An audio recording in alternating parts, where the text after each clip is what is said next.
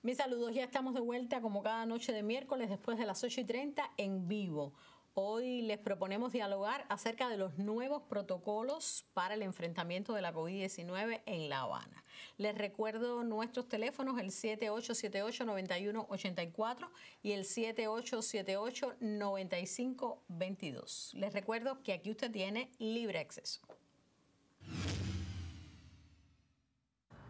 Desde el año 2016, en el Laboratorio de Biología Molecular del Centro Provincial de Higiene en La Habana, se diagnostican virus que se volvieron endémicos en Cuba, a la par de otras enfermedades, así como estudios para el control de calidad de las muestras y sus resultados.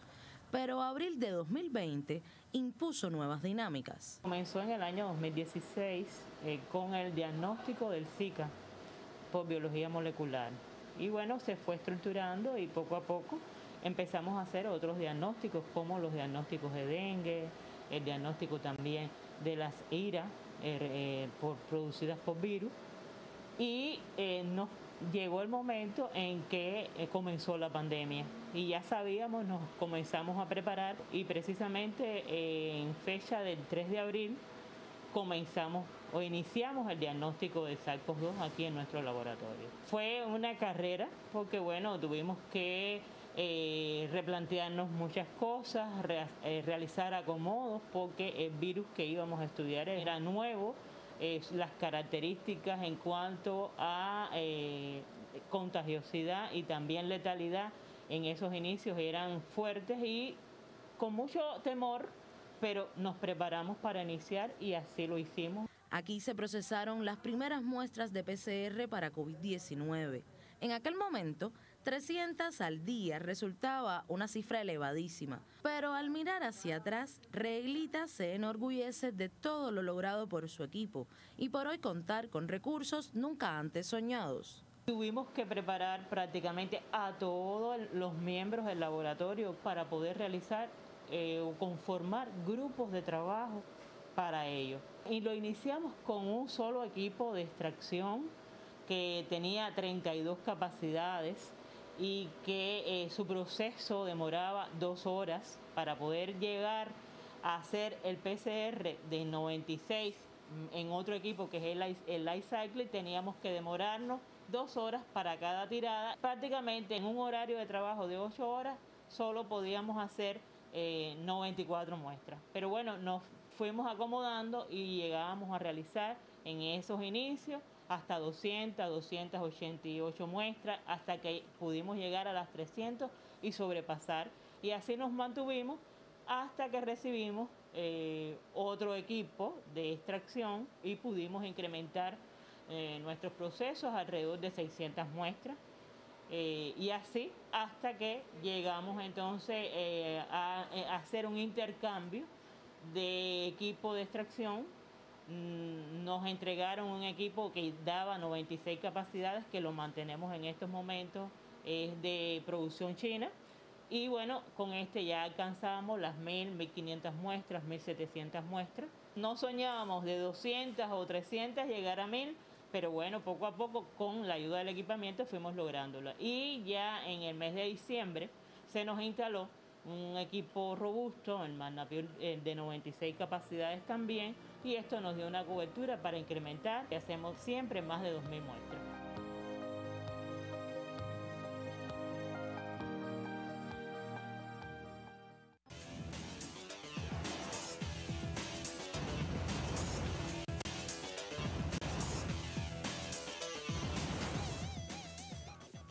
Esta historia de vidas, la de Reglita y la de todas las personas que han estado enfrentando la pandemia de la COVID-19, es una parte de la inmensidad de voluntades y recursos que se han puesto en función. Hoy vamos a estar dialogando en torno a los nuevos protocolos y ya les presento esta historia de vida, por supuesto, como decía, ahí continuará en esta misma emisión. Hoy les presento a los invitados primeros que vamos a tener en esta emisión. Me acompaña el doctor Liván Sánchez Espinosa, quien es jefe de la sección de atención primaria de la salud en La Habana. Bienvenido.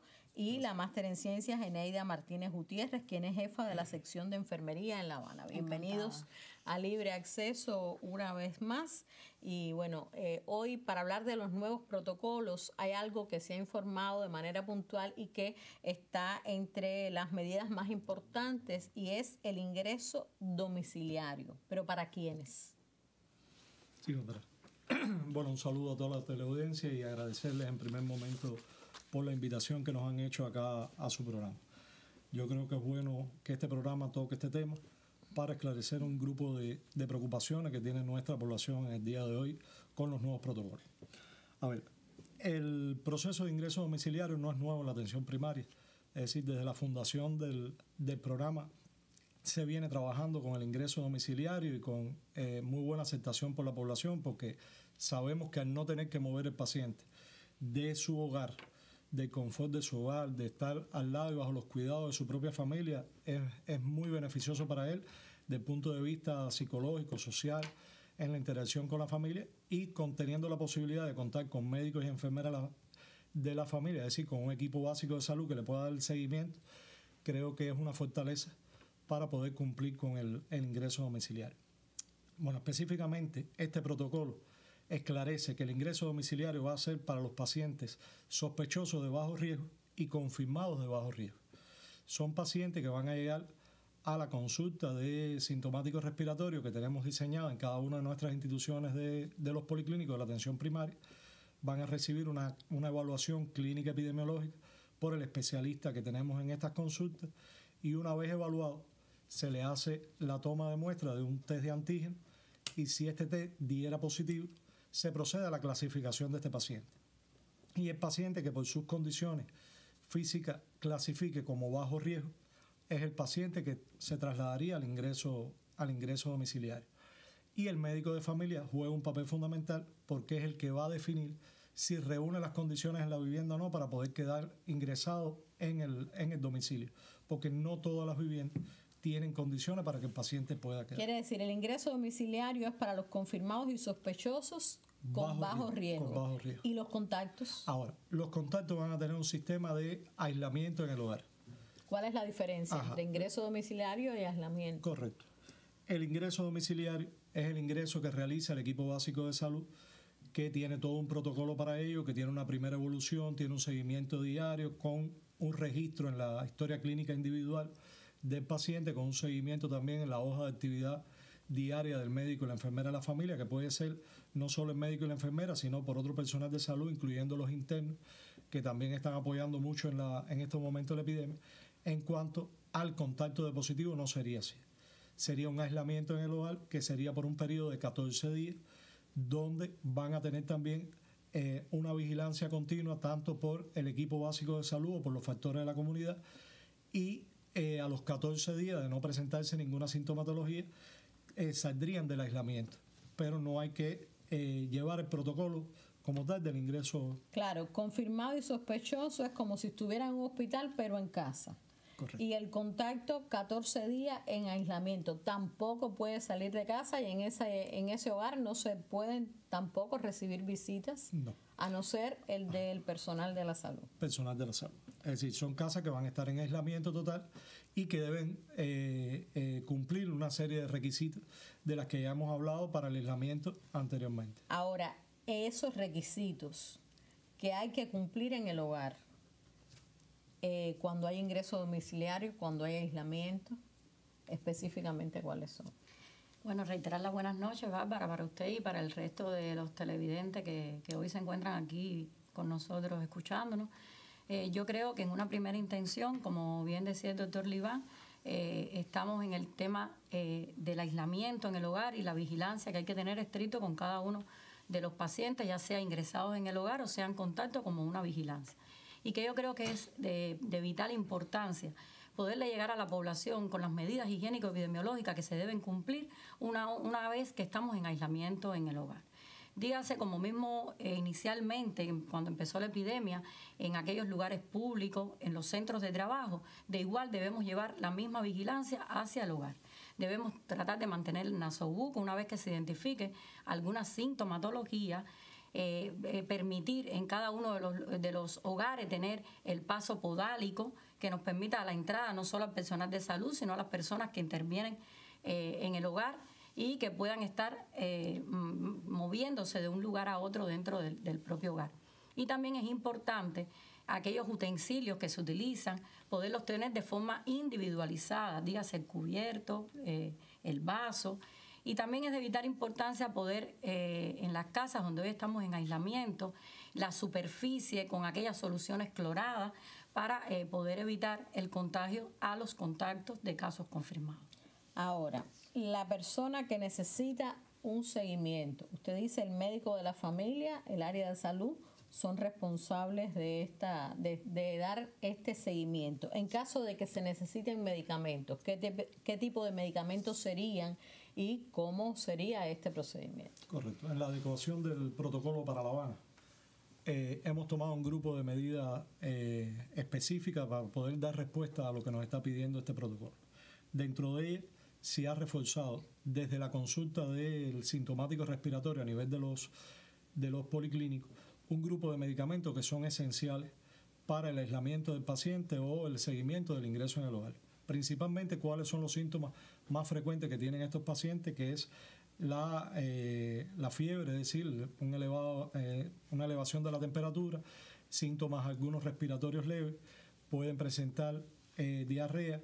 Entonces se ha creado un esto a nivel de estos consultas de respiratorio, donde el paciente que lo requiera, principalmente en el tiempo del fin de semana, nosotros poderle dar directamente desde ahí sus antipiréticos. Estamos hablando de que puede ser la duragina, puede ser la aspirina, puede ser el paracetamol, pudiera ser alguna sala de rehidratación oral, o al igual ya un momento de que está en el ingreso domiciliario, solo con la receta médica que le indica el personal de salud del consultorio, no iría a la farmacia comunitaria, sino se dispensa dentro de las mismas instituciones nuestras del policlínico de forma gratuita. Y así garantizamos de que esa sintomatología se pueda aliviar desde el hogar y el paciente no tenga la necesidad de salir en ningún momento. Quiere decir que para ese seguimiento en el hogar debe haber un módulo en cada policlínico garantizando que se pueda dar ese seguimiento en medicamentos a esos pacientes. Correcto. Lo que será los pacientes que lo requieran. Por eso va bajo una prescripción médica con una receta, una indicación de una receta médica por el especialista. Ahora, ¿y cómo quedan protocolos como la pesquisa? Yo creo que es muy importante. La pesquisa ha jugado un papel fundamental desde el inicio de esta epidemia y tiene que ver precisamente con el grupo básico de salud. La pesquisa va a estar dirigida fundamentalmente o principalmente a los contactos de los casos confirmados y a la población vulnerable, población que tenga riesgo, alguna comorbilidad que nos permita de forma oportuna poder identificar un síntoma que pueda estar relacionado con esta enfermedad que hoy estamos presentando. Y bueno, dirigida está esta población vulnerable. También está dirigida a aquellas zonas que tienen algún movimiento epidemiológico y que evidentemente nos lleve a, de alguna manera, poder con una intensividad, poder revisar y pesquisar en cada uno de los lugares. Ahora, tener en cuenta que esta pesquisa, ¿por quién va a estar realizada? Yo creo que, como bien decía el doctor Liván inicialmente, el equipo básico de salud, que juega un papel fundamental, y todo el personal de salud que hoy está preparado en función de la identificación de estos signos y síntomas que puede presentar la enfermedad. Llámese médico, enfermera, otro personal de salud, tecnólogo, estomatólogo, que todos han puesto su granito de arena en esta tarea de poder salir a pesquisar e identificar un grupo de riesgo. Pero no dejar también de mencionar la Universidad de Ciencias Médicas de La Habana con todos sus estudiantes que de igual manera se han venido preparando desde el inicio de la epidemia para poder llegar a la pesquisa de cada una de la población. Y también la Facultad de Enfermería de La Habana, que se ha preparado también en función de eso para poder entrar a pesquisar cada una de la población vulnerable y de los contactos de los casos confirmados. Claro, la capital cubana iba con una tendencia al decrecimiento de casos de la COVID-19. Otra vez se están reportando muchos casos. ¿Cuál es la valoración que se hace? ¿Qué ¿qué evaluación se va haciendo sobre la marcha? Sí, a ver, realmente todo el país se está viendo un incremento de casos, hay una transmisión comunitaria que está declarada y eso ha hecho que haya un incremento del número de pacientes.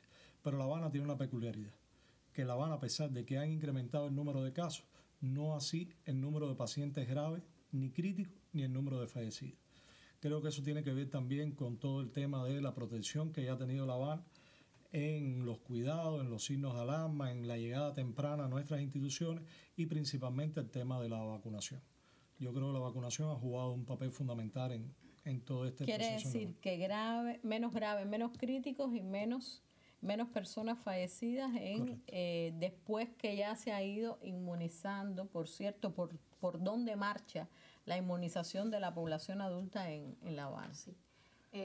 Como decía anteriormente, nosotros hemos aumentado el número de casos confirmados o quizás el número de activos en la ciudad, pero no así los graves y críticos, que evidentemente ha tenido un papel fundamental el tema de la vacunación. Es importante el tema de que, por ejemplo, el 31 de julio debemos terminar ya la vacunación al 100% de la población prevista vacunar en esta etapa. Y por supuesto, ahora eso no incluye las personas que son alérgicas al timerosal, no incluye las gestantes, se han exceptuado de ese tema de vacunación, como lo dice el protocolo, las edades pediátricas, alguna persona que tiene alguna comorbilidad o que tiene alguna enfermedad en fase latente, evidentemente, pero hay un número importante de población la que debemos terminar. Vamos quedando 5 municipios de la capital que deben culminar, como yo les decía, el 31 de julio, y eso va a llevar precisamente a que tengamos un nivel de inmunización muy grande en la capital, teniendo en cuenta también que los estudios que hoy se están realizando para el tema de la inmunización también de embarazadas, de puérperas, y como todos sabemos también, el tema pediátrico, las edades pediátricas, hoy está encaminado también el estudio de la vacuna y que ha tenido muy buenos resultados en este minuto, y eso nos va a llevar a que en septiembre podamos tener ya la satisfacción del número de población, al menos de lo que hoy queremos, el 100% de la población, poder estar inmunizada para enfrentar esta enfermedad. Una de las personas que comentaba en la página de Libre Acceso, decía, el protocolo ahora lo único que sirve es que se cuide uno mismo, porque si siguen encerrando es como para estar en un manicomio. Realmente ahí se habla, esta persona habla de la responsabilidad, esta persona que es del Isle Villegas, se habla de la responsabilidad que cada uno de nosotros debe tener, porque este ingreso domiciliario para sospechosos, para confirmados y el aislamiento para contactos no solo lleva la vigilancia del médico de la familia, sino también de los factores de la comunidad. Me imagino lleva también la responsabilidad de cada una de las familias de cumplir con lo que está establecido para poder salir. Ahí está la responsabilidad individual en primer momento y la responsabilidad de la familia del cuidado de estos pacientes y del cuidado de que no se contagie el resto de la familia y la responsabilidad de la comunidad. Yo creo que hay un llamado a que tenemos que cuidarnos mucho más y por eso es que ella lo escribe. Yo creo que sí, que es real. Real estar en los centros de aislamiento, como quiera que sea, lo decía yo hace un rato, tener que salir de tu comodidad de la familia, eso siempre trae una afectación psicológica al paciente. Y entonces, lograr estar en la comunidad, en el confort de la casa, siempre va a dar mayor estabilidad, pero también es un llamado a la responsabilidad. Por eso hay un grupo de requisitos que no clasifican para el ingreso domiciliario y los tenemos que seguir. Hay otras personas que también tiene que ver con el tema de inmunización, porque evidentemente una vez que nosotros logramos este estado de inmunización que tiene, pues la sintomatología sería más leve y se prepara más la persona para poder transitar con una enfermedad que puede estar como un sincitial respiratorio o alguna otra enfermedad respiratoria y no llega a su fase ni de grave ni de crítico, evidentemente. Por supuesto, han escrito otras personas, Giselle Pérez, que habla de las colas, de los molotes, Jaime Herrera, que también refiere sobre las colas, pero justamente ahí se apela a que cada uno de nosotros sea muy responsable y, como decía ahorita usted, la responsabilidad dentro del hogar, que también es donde ocurre muchas veces la transmisión. Bueno, muchísimas gracias. Les propongo ver cómo continúa esta historia de vida de Reglita en uno de los laboratorios donde se defiende la vida frente a frente con la muerte, porque ahí está la posibilidad de un contagio minuto a minuto. Así que vamos a ver el siguiente reporte de la periodista Wendy Oseguera. Adelante. Integrado por mujeres en su mayoría, los equipos se dividen en turnos de 24 horas, donde ni el cansancio vence su afán de librar esta batalla. El personal que trabaja con nosotros, te decía que era un personal en un momento determinado de cierta edad. Por suerte recibimos una inyección de juventud a mediados del año pasado, y eso por supuesto que nos ayudó muchísimo, porque pudimos incrementar los grupos de trabajo en el número de personas, pero además con personal joven que fue cogiendo todas las técnicas y apropiándose de ellas muy fácilmente, y bueno, eso nos ha permitido realizar el resto del trabajo siempre con calidad. Vigilamos continuamente que se cumplan todos los procederes adecuados para evitar cualquier tipo de incidencia dentro del laboratorio, y eso nos ha librado realmente de que nuestro personal se haya enfermado por haber adquirido la enfermedad en el laboratorio. No nos ha sucedido desde que comenzamos desde abril del año pasado. Hemos presentado dificultades porque los equipos, como usted misma decía, se mantienen trabajando más de 24 horas, pero a veces entonces, para evitar no llegar a procesar las muestras que tenemos y que puedan sufrir, pues sobrecargamos otros equipos, y así. Ayer mismo, por ejemplo, este equipo que está acá al lado de nosotros tuvo dificultades, pero bueno, gracias también a los compañeros de electromedicina rápidamente fue solucionado y pudimos continuar, pero eso nos causa una afectación en el proceso.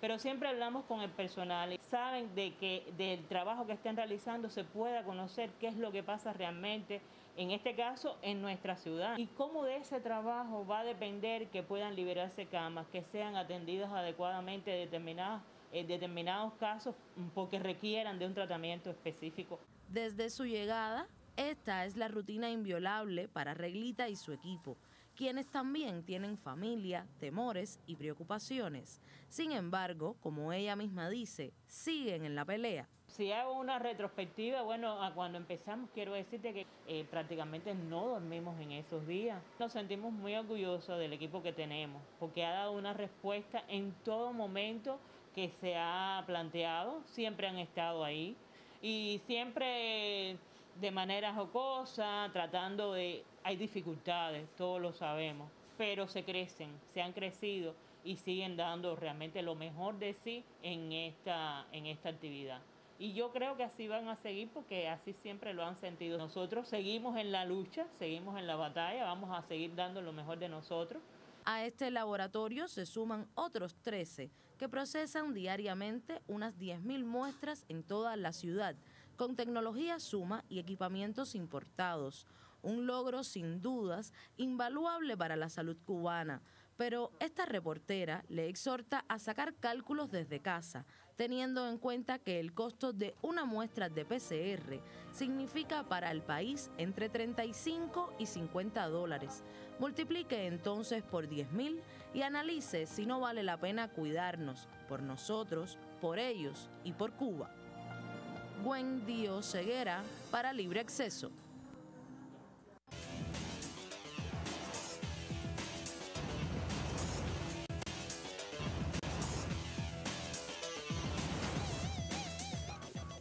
Por supuesto, el agradecimiento a Reglita, a su equipo y a tantas personas que como estas han estado en el enfrentamiento a la pandemia desde el primer día y continúan sacando siempre energías y fuerzas para ayudar al ser humano. Le damos la bienvenida a la doctora Nancy Milian Melero, quien es jefa del programa materno-infantil en La Habana. Por supuesto, entre esas personas están ustedes incluida, y para nosotros es un privilegio poder seguir conversando con ustedes ahora.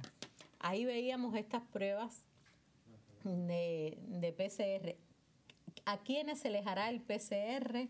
¿Qué otras pruebas para la detección de la COVID se están haciendo en este momento en La Habana? Sí, a ver, van a continuar utilizándose las pruebas de PCR, los test de Roche y la tecnología Suma. Se va a seguir utilizando en La Habana, lo que una de las variantes que tiene el protocolo es que va a ser más utilizada el test de antígeno a nivel de la atención primaria y se dejaría como una segunda opción el tema de los PCR. Es decir, todo paciente que, como le explicaba al principio, llega a una consulta de sintomatología con sugestivo de COVID, a una de las consultas nuestras de sintomático respiratorio, lo primero que lo vamos a realizar es el test de antígeno. Y después el alta también va a ser por un test de antígeno a nivel de la vivienda del propio paciente, es decir, el paciente no se tiene que trasladar a ningún lado, en la propia vivienda se le va a realizar su test de antígeno, que además es un test que tiene un resultado en 15 minutos. Es decir, que sería muy rápido poder definir el alta o no del paciente. Si ese test nos diera positivo, a las 48 horas repetiríamos nuevamente un test de antígeno. Y si nos volviera a dar positivo, entonces a las 48 horas, que vendría siendo ya el 9º día de la enfermedad, sí haríamos una prueba de PCR a estos pacientes. Y muchos se preguntarán, en el caso de los viajeros, ahora, ¿cómo se maneja? Déjame esclarecer algo que no dije al principio. Cuando yo hago la primera muestra del test de antígeno en la consulta de ida, y automáticamente yo tomo una muestra también de PCR, que es lo que me va a dar si el paciente es positivo o no, que debe estar el resultado en las primeras 24 a 36 horas. En el caso del viajero también cambia el protocolo. A nivel del aeropuerto se va a realizar una toma de test de antígeno tipo Suma y se le va a dar seguimiento para el alta también con el sistema de test de antígeno. De dar positivo se haría una confirmación con el PCR. Y por supuesto van para los aislamientos. Sí, en el caso de los viajeros se mantiene el mismo protocolo de tener un aislamiento en las diferentes modalidades que existen en el país, si es residente en Cuba o si no lo es, y lo que sí varía es el tiempo de la toma de muestra. Es decir, los pacientes, los viajeros procedentes de Rusia, sí se les realizaría la toma de muestra a los 12 días y seguiría en un seguimiento por 14 días. Es decir, el aislamiento estaría por 14 días, pero con una toma de muestra a los 12. Viajeros de cualquier otro lugar al quinto día. Al quinto día. Y los de Rusia a los 12 días y estarían 14 días en el aislamiento. En el aislamiento, correcto. Ahora, la edad pediátrica, que tanto hemos hablado, tanto se ha defendido, tanto se ha invitado a la familia a que seamos todos mucho más responsables con nuestros niños, porque todavía están en ensayo, todavía no están vacunados. ¿Cuál es el procedimiento en estos nuevos protocolos? Sí, buenas noches, Barbarita, a los televidentes, al equipo de este programa. En el caso de los niños también incorporamos en los nuevos protocolos el ingreso domiciliario.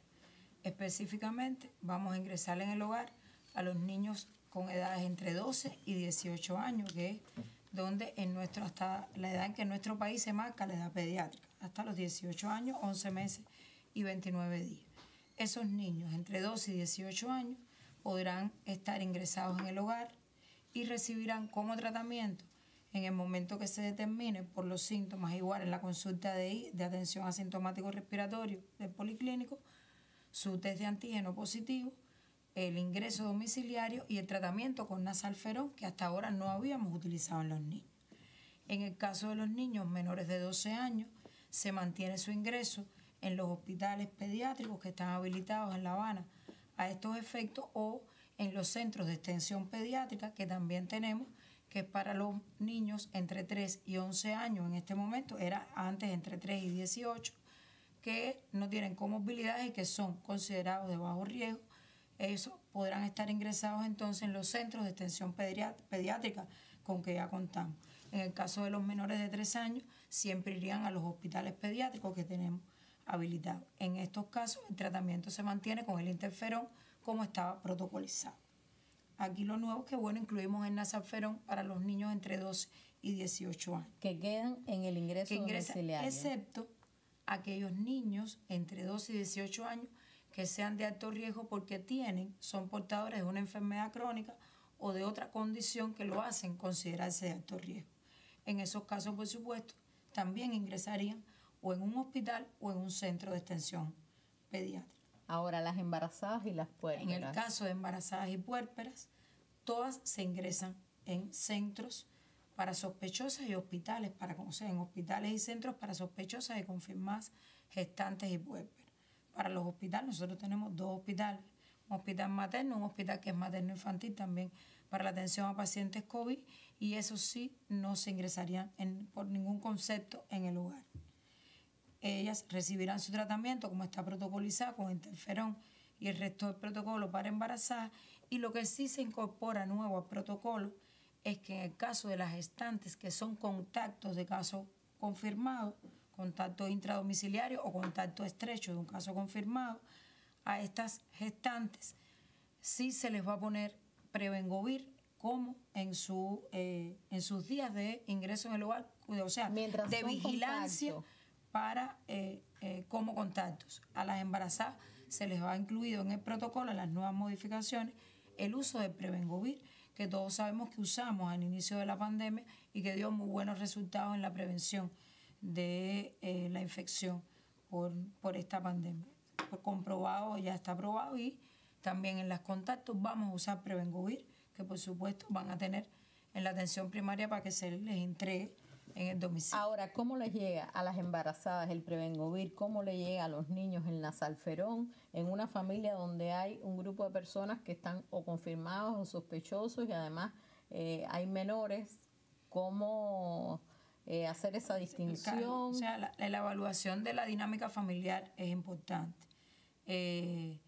A través del mismo sistema, o sea, consulta de ir al policlínico, el niño sale con su tratamiento, su ingreso domiciliario y el Nasalferón, el seguimiento en el ingreso del niño y por supuesto los familiares por el médico o la enfermera de la familia, aunque aquí se incorpora el pediatra del grupo básico de trabajo, que también tiene que participar en la evaluación de estos niños y el seguimiento.